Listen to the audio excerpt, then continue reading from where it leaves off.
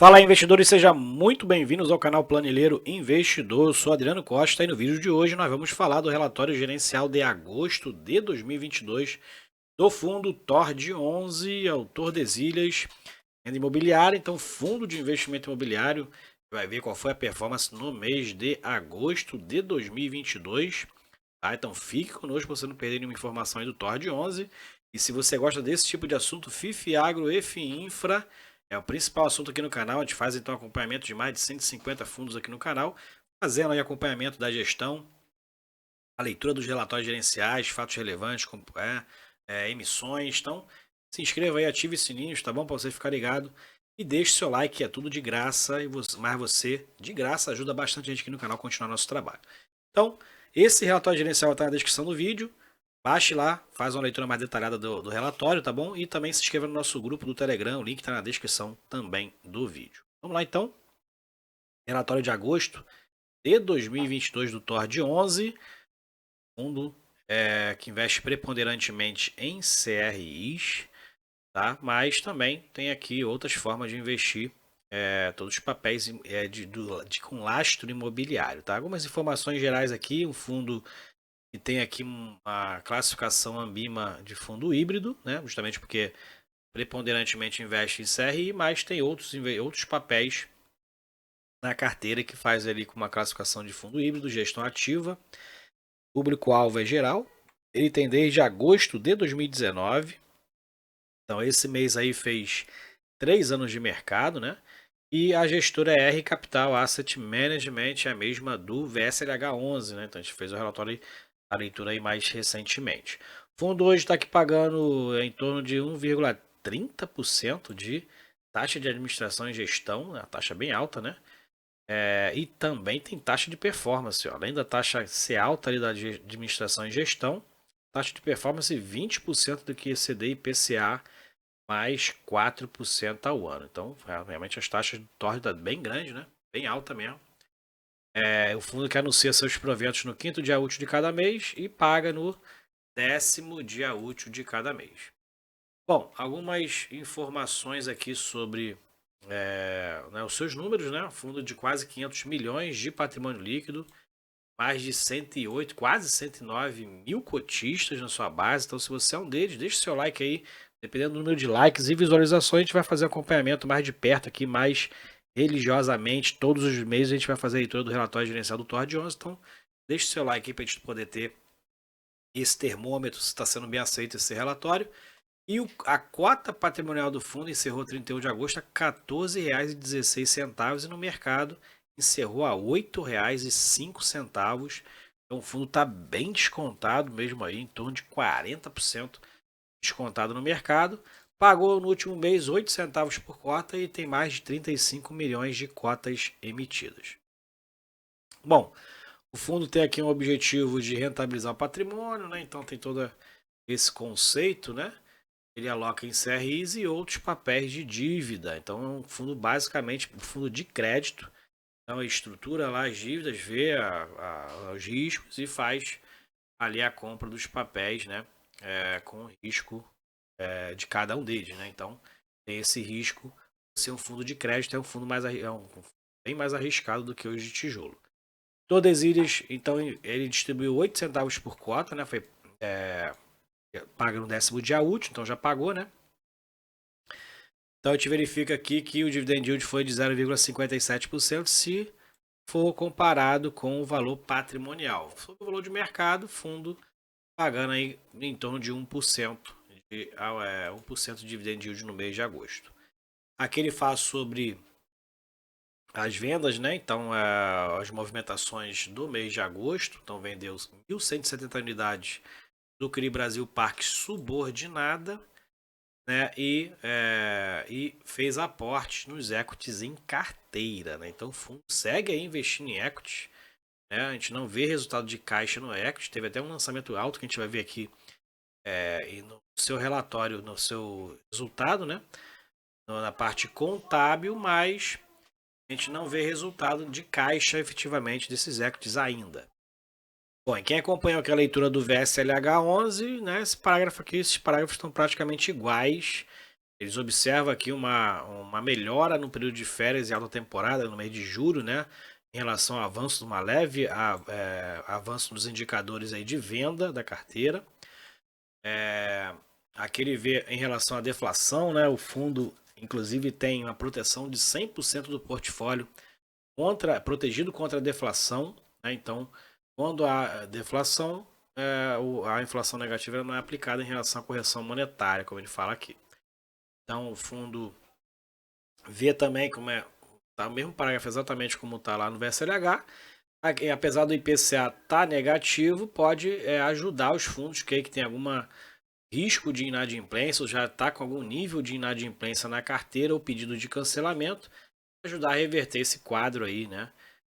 Reduzindo inclusive a parcela de quem está na ponta, né? Que é o que sofre mais com a alta da inflação. Agora com a baixa pode ser que dê uma melhorada com relação a esse indicador aí. Em relação às equities, né? Que é o grande dilema aqui do TORD 11, a performance dos ativos foi positiva, registrando 21 milhões em VGV vendido no mês. E os empreendimentos localizados em Caldas Novas seguiram apresentando vendas líquidas expressivas, totalizando 13 milhões de reais. Ele fala que o destaque foi o Cauana Residência, que atingiu 83,5% do estoque vendido. E o Ondas Praia Resort, lá em Porto Seguro, voltou a apresentar vendas líquidas positivas, 8 milhões e meio de vendas aí. E o resultado do empreendimento 2022 foi o segundo maior. As carteiras, então, os CRIs da carteira, os equities aí seguem, então, tendo boas performances. Bom, então a gente vai fazer aqui a leitura do resultado da demonstração contábil e de caixa do fundo, né? Então, eles postam sempre os dois demonstrativos aqui para os cotistas, né? Então, a gente verifica aqui no regime de caixa, o fundo teve aqui uma receita de R$ 974 mil, 304 mil de despesa, né? E teve um resultado de 670 mil reais, fazendo aqui uma reserva de caixa, né? A gente verifica que para o mês de agosto, zero de distribuição, né? Refletidas do mês contábil anterior, né? O fundo tem distribuído pelo resultado contábil, como a gente verifica aqui, ó. Ele distribuiu 8 centavos no mês de agosto, né? No mês de agora de setembro, né? Anunciou relativo ao mês de agosto. E esse resultado contábil aqui que foi o valor da distribuição, né? E o que refletiu, zero de distribuição aqui, refletiu no caixa do mês de agosto. Então, essa está sendo a dinâmica aqui da leitura desse relatório, né? O fundo está tomando por base, pelo que eu estou vendo aqui, o regime de competência para realizar a distribuição dos resultados. Bom, até onde isso infringe a lei, né? Ou se a minha interpretação está errada, comente aí nos comentários. Rentabilidade do fundo, então o fundo mês de agosto distribuiu 8 centavos, em julho não distribuiu nada, né? Teve uma distribuição alta no mês de junho de 23 centavos, né? Então alguma estratégia o fundo teve para fazer essa distribuição tão alta aqui nesse período, né? Aqui a gente vê a performance no mercado secundário, então o fundo segue aí próximo aos R$9, né? Na verdade ele está próximo agora aos 8, né? Com muito tempo ali próximo aos R$9 e agora próximo aos R$8 depois do anúncio, em julho de um anúncio de distribuição zero. O valor da cota despencou no mercado, chegou a estar R$ 7,80. Aqui em relação à alocação da carteira, a gente vê um problema que o fundo está ainda muito grave, que é a questão de caixa, né? O fundo tem apenas 0,03% em caixa. É muito pouco isso aqui, né? Muito realmente. O fundo praticamente não tem nada em caixa, é aqueles 670 mil reais praticamente. Ele tem aqui uma alocação em equities, alocação em FIIs e uma pequena alocação em CRI, né? Por isso que a gente está vendo que o fundo está cambiando mais para os fundos imobiliários para as equities, né? E esses tá quase virando aí um fundo de equities e um fundo de fundo do que um fundo de CRI, né? A gente ainda não entendi a estratégia do fundo, por isso mesmo nem me arrisco em entrar, apesar do baita desconto que está no mercado, né? Fundo que investe principalmente no setor de hotelaria, assim como o VSLH também, né? E aqui a gente tem o status dos equities ou dos CRIs, né? 48% já estão aí performados ou em construção, já construídos, né? Aqui em relação à alocação dos CRIs, a gente vê que o fundo tem um nível de risco muito, mas muito alto. Então a gente tem uma alocação, uma média ponderada aqui de inflação mais 12,2%. É muito alocado ao IPCA, né? Não tem, por exemplo, aqui nenhum papel aqui indexado, por exemplo, a taxa Selic, né? E 88% estão pela cota subordinada, mais 2% pela cota sênior. Esses dois tipos de cotas, eles não têm preferência na distribuição. Então, qualquer problema com o papel, o fundo acaba não tendo ali o recebimento, né, parcial, né, ou não recebe integralmente o fluxo financeiro do CRI, né? A gente vê que o fundo ele tem um risco elevadíssimo, né, pela classe, pelo indexador, pelo segmento, até não que o setor corporativo é mais tranquilo, né? Mas pela subordinação a gente vê que o papel aqui pela classe ele tem um risco muito elevado. Vou seguir então aqui.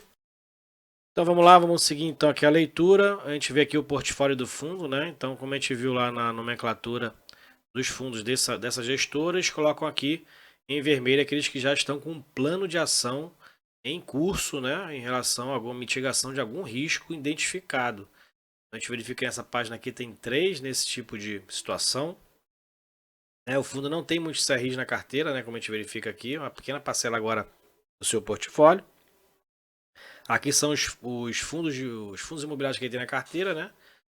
Então, o único aqui que é para investidores em geral é o DVFF11, o restante para investidores institucionais, e a gente tem aqui o portfólio de equity que o fundo segue alocando, né? A gente espera aí o retorno desses investimentos que nunca aparecem, né? Os equities aqui, pelo menos no resultado de caixa, a gente não vê isso, não vê os resultados desses equities, né? Então, para quem entende, né, desse tipo de papel aí, vê o risco que o fundo assume, né? Então tem que, para quem conhece bem, quem não conhece, aprofunda nesse tipo de investimento para poder não colocar o dinheiro, né, aonde não conhece. Bom, aqui é o portfólio detalhado, você pode baixar e fazer a leitura desse CRIs aqui da carteira, né, dos equities, dos fundos de fundo que ele tem na carteira, que é com a forma,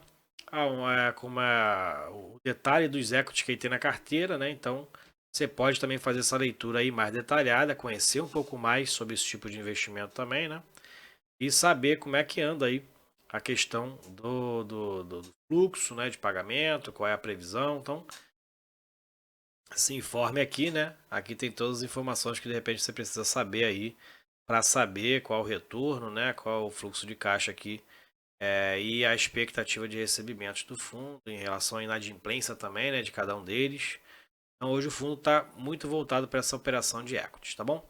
Isso aí, relatório gerencial do TORD11, segue o problema de caixa do fundo, a gente está acompanhando. Se você gostou do vídeo, deixe seu like, se inscreva no canal e compartilhe com a gente se você é curtido do TORD11, qual o percentual da sua carteira hoje. Fique com Deus, até o próximo vídeo. Tchau, tchau.